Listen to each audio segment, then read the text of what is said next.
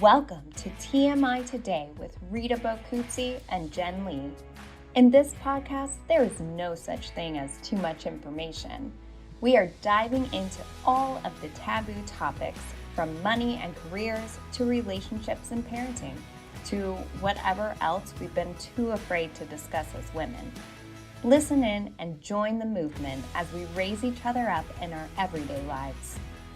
Hello and welcome back to another episode of TMI with Rita Bocuzzi and Jen Lee. Rita, known as Mama Rita Money, helping everyone with their money issues and money wealth generation, as well how I put Rita in that world of let's get finances together and succeed. So our topic today is one that I love, and I'm such a nerd that I love this, but we are talking about the sunk cost fallacy and the idea of sunk costs. And I'm sure this comes up in a lot of areas of people's lives and you don't realize you're doing it. And so that's kind of why I want to focus on it today. Rita, have you ever talked about sunk cost? Do you ever talk about sunk costs with your clients? Not till I met you.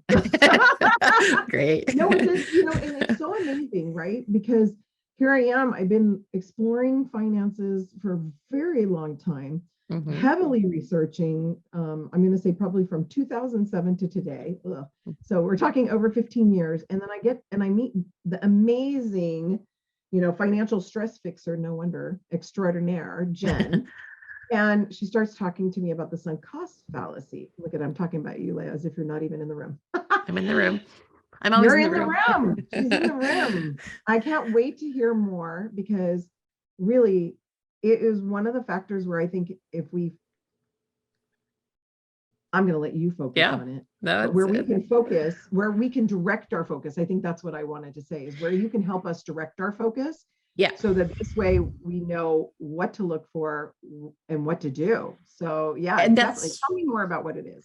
And that's really half the battle, is being able to identify when you're stuck in it. So the sunk cost fallacy is our human nature tendency to follow through on something because we've already invested time, money, effort, we've invested something in it, and you don't want to give up on it. You don't want to be a quitter, even if you follow through on it, there's no benefit anymore. Like, you've already gone too far into it. And this comes up in a lot of areas. I talk about it with money a lot, but the first thing I'm going to mention is relationships and dating. Because how many times have you ever said, I guess I could break up with him, but then I have to start all over again? You do that. Like, it's very common to hear that. You're like, I don't want to start over. That do that. If I break up, it's done, girl. But I see, right? So it's very painful. Yeah. For me to watch friends go through this. Yeah. And that's the sunk cost. You're like, oh, I've already put so much time and effort into this relationship. I don't want to start over again. So I might as well put up with this bad, whatever's going on. It doesn't even have to be bad, like abuse or anything. It could just be not a great relationship, and think, well, I'm not going to do any better type thing is usually the mantra. There's all kinds of relationship issues. We can have a whole podcast on that. Can I say my counterintuitiveness to that is like, I don't want to waste their time, and I don't want to waste my time. Yep. It's far too valuable. We get to so sunk cost fallacy has a lot to do with how we value ourselves. It does. Yeah. A lot, and how you value your own time and money. Now, when it comes to money, this is probably the hardest part, because we're so emotionally tied to our money. And so when I see people who have sunk money into a project, and I was telling Rita before we started this, timeshares are like the bane of my existence as a debt and credit attorney, because some people do timeshares correctly. They got a good price for them and they pay an annual fee and they use them. And then there are people who take out loans and mortgages on these timeshares. And so when I try to convince them to give up their timeshare, I'm like, this doesn't make sense. You're paying, $2,000 a year for something that only costs $500 if you were to go, and I'm just using random numbers, but if you were to go on vacation and you haven't used it in 10 years because you can't afford to go on vacation because you're paying for a timeshare, like, just let it go. Let it go. But the letting go part, right? They do. If the numbers speak for themselves, I mean, you can't ignore the numbers. Yeah. But Go ahead. But Sorry. but the numbers, people don't like to look at the numbers. So we go back to this whole, like, I don't want to see how much I put into this because then I'm going to feel bad. And they see how much they've put in. And they're like, well, I can't give that up because I've put this much into it. And so I see sunk cost a lot as mistakes that people make. And then they continue to make that mistake because they're justifying their original decision. Like, I decided to do this. Yes. All about the emotions. I know, like, one of the things that I hear is like, there's no emotions with money. Well, yes, there is a whole ton. And so, and this is definitely this, yes, that makes a lot of sense to me right now. So even people's jobs, right, Jen? Yeah. So the way this comes up, it can come up with really anything, but I most often see relationships, money, and jobs. And so it's, again, you have a job that you may not be totally happy with, or you may think there's something else that could be better out there, but you're like, well, I've got 10 years here. I get, 4 weeks of vacation. I don't want to like rock the boat and go to something else. Now, I will say, I think like COVID and some of the great resignation has propelled some of the sunk cost fallacy out of the job marketplace. But it's that idea of, well, I don't want to give up something because yes, it's bad, but I've put so much time into it. So I see that with jobs too. May I share a little story to that? Because as you said that, and here I am asking, the jobs too. And I was like, wait, I did that. So how I ended up doing what I'm doing today was because years ago, I worked in the medical industry in different aspects, and I was at a corporate job, and I was working sunrise to sunset in a beautiful office, being absolutely miserable. So the thought that came to my head was the point of diminishing return. So the point of diminishing return that I never acknowledged was that I was getting sick, which was costing me in medical bills. Till ultimately I was so sick. I mean, I was going to therapy, and then I ended up getting diagnosed with cancer. And my doctor said, really, the only reason for the type, and by the way, I'm all a survivor for a long time, people now, so I don't want anybody worrying. My doctor, when I asked him what was the cause or what were root causes of that type of cancer, and he said, over 47% of it is due directly to the stress that you're engaging in. There were no other factors, because I'm at the time, I was the only 43-year-old in the nation to have that type of cancer. It was usually reserved for people in their 60s when they'd had a lot more stress, a lot of longevity of stress. So this is really, gosh, it's so much bigger than we really realize, this sunk cost, because when you talk about those medical bills, oh my gosh. And I always talk about the stress, like financial stress and that kind of thing. And there was a study done, it was done 10 years ago, that said 70% of illness is due to stress. And we talk about that in a couple other episodes. But that stress is also part of the sunk cost, because it's the emotion of it, the emotion of trying to make something work. When you think about it, I mean, medical related financial devastation, or as I call it, financial cancer, can cost you hundreds of thousands and even millions of dollars. You could lose your homes, your properties.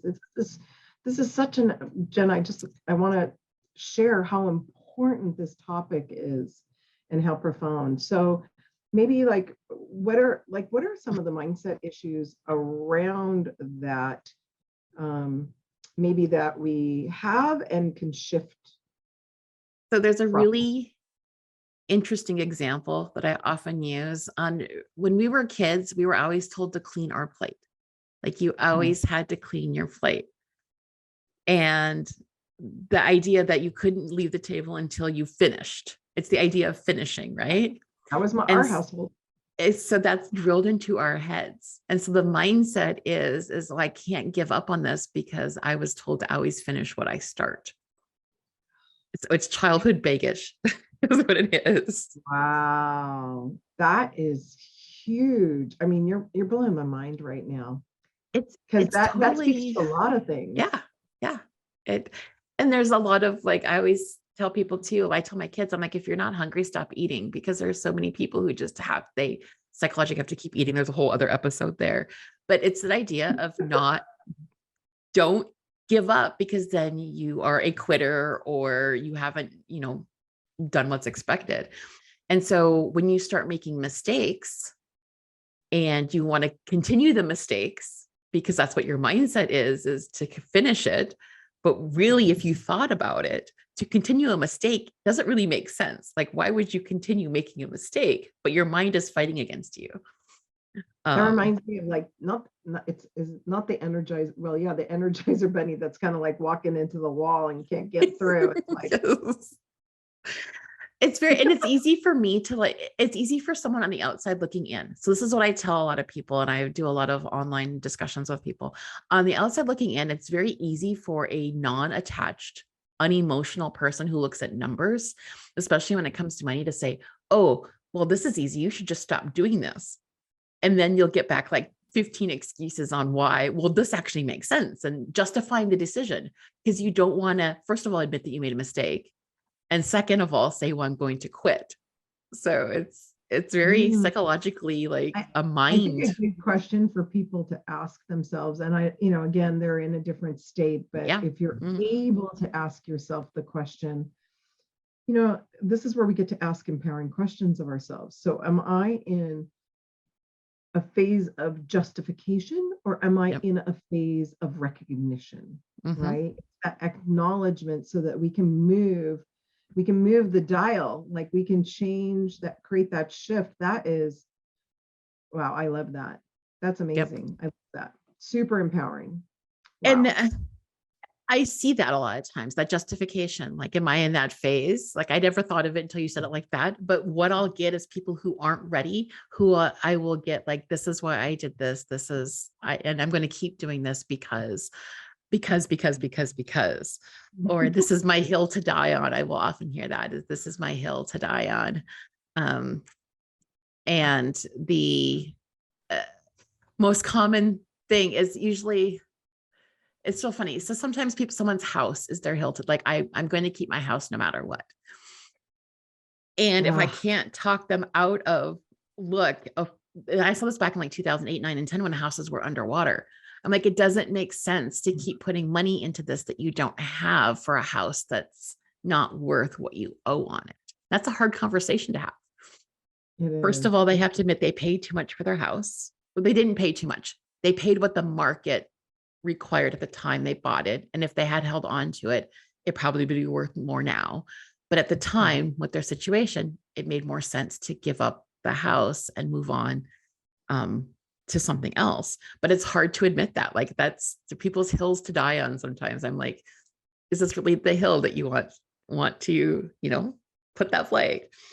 When you were saying because of the wonderful things he does is what came to my mind, which was the Wizard of Oz, right? So we're off to see the wizard, and the wizard is within us.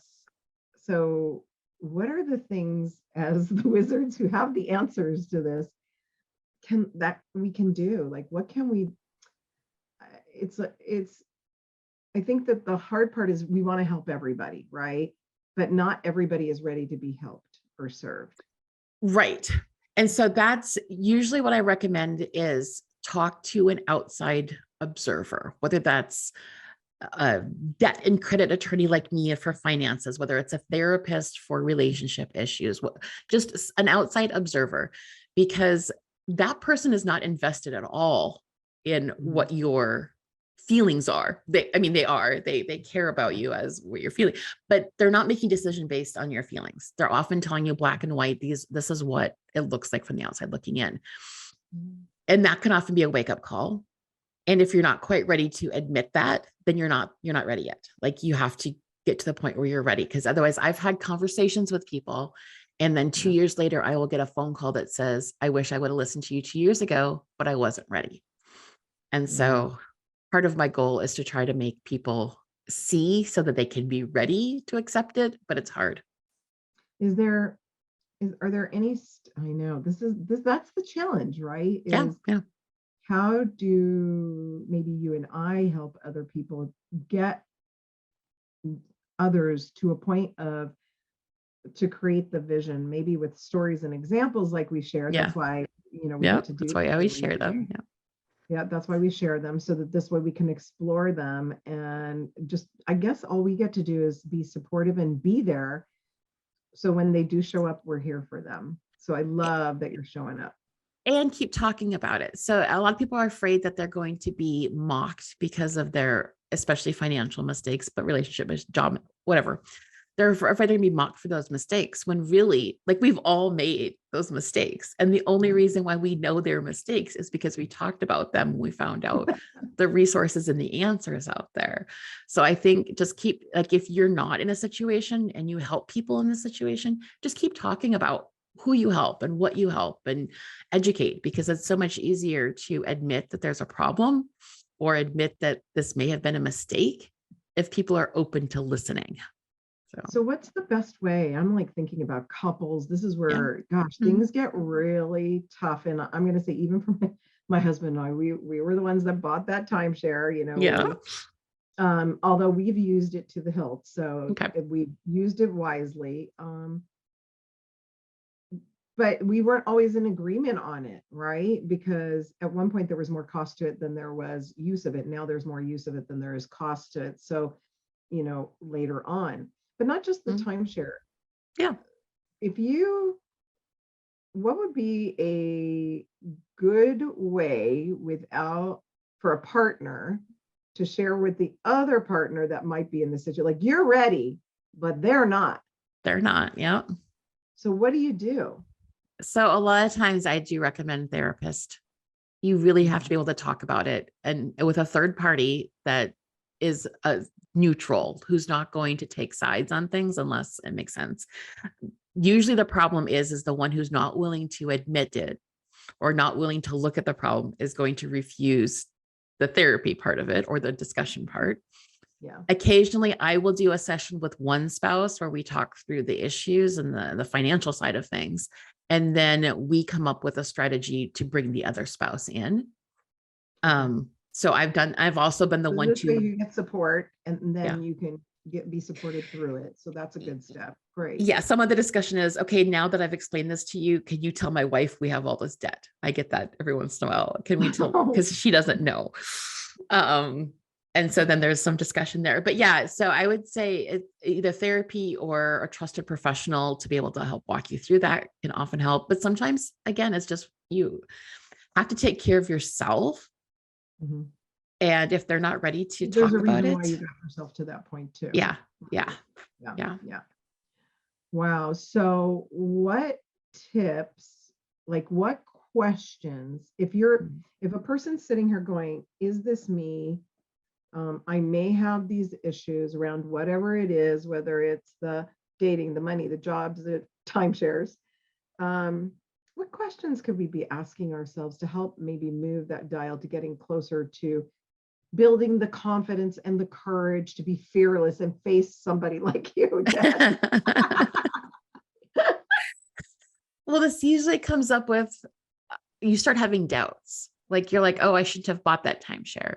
Oh, I really don't like my job. I really like, but if you catch yourself saying, but like, I do this, but I really wish I could do something else, but that may not have been a good choice. And you start questioning yourself. That's when you probably should have an outside person look at it and see if that makes sense. And it could be your best friend, could be whoever is saying, hey, does this make sense? Most of the time though, you have to start questioning things yourself to say, is this a good decision? Or I'm full force going full bore ahead with this mistake, but you probably should start asking, and someone look at this. I think that sometimes we look to other people and we say, oh God, they got it all together. I really wish I could ask them. I think one of the tips I would say is, if you're thinking it, then do it. Ask them. Because I really, at least in my world, and I know in your world, we love helping people. Yeah. And there are other people that want to help you around you, because we all want to see each other succeed. Nobody wants to see anybody down and out. And so if you could build the bandwidth just to ask and say, hey, say something in admiration of that person. What do you like about them? hey, I really admire this about you. And I was wondering if you could help me with this aspect. Yep. And that would be a good way to approach someone. Mm-hmm. And if they don't, and they say no, then they weren't the right person anyways. And that's okay. Yeah. Right. And I will say a lot of times you'll see people who look like they have all their stuff together and it's they're faking it too, because they don't have their stuff together. And so sometimes you find a friend through the same experience because they're either also experiencing or have experienced it. So I will say reaching out to someone. Yeah. And it doesn't have to be reach out. It's like reach up so that you're not, I'm thinking of quicksand. You need to reach up and grab hold of that person or somebody that will help you so that this way you don't continue sinking. Yeah. What a great lesson today, Jen. I love this lesson because it speaks to me, speaks to my past. It speaks to my present too, of how I can improve things. So I really love the tips that you shared today, and definitely always going to consider, like, what would I be asking that other person? And in respect to, for me, it's always about money. Well, and that's this most often comes up with money, but like I said, the dating and relationships part too. I've said in the past too, I don't want to break up with them because I have to start all over again. So if you say stuff like that, then you should be questioning it. So yeah. Perfect. Fun topic. Okay. Thank you, Rita. Sunk cost fallacy. And that's TMI.